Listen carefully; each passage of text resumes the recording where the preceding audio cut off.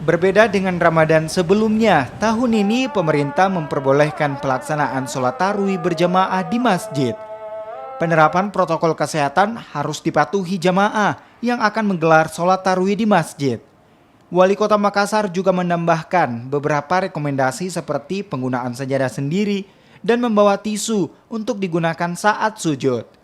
Bagi jamaah yang sudah menerima vaksin atau penyintas dapat melaksanakan ibadah sholat tarawih di dalam masjid, sementara yang belum menerima vaksin melaksanakan ibadah di halaman masjid.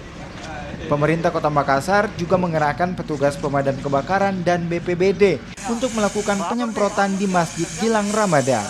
Standarisasi pandemik saya kira jelas sekali dengan PPKM yang sudah ditentukan oleh pemerintah pusat. Kemudian ada petunjuk juknis dari Kementerian Agama. Kami menyempurnakan dengan beberapa tambahan-tambahan. Misalnya dianjurkan setiap orang bawa sajadah sendiri. Kami tambahkan untuk membawa tisu sendiri untuk sujud. Tisu sujud itu penting sekali. Yang kedua, kita merekomendasi untuk di dalam rumah, di dalam masjid, itulah orang-orang yang sudah vaksin dan orang-orang penyintas. Artinya orang-orang yang punya immunity dan yang belum memang sebaiknya di udara luar.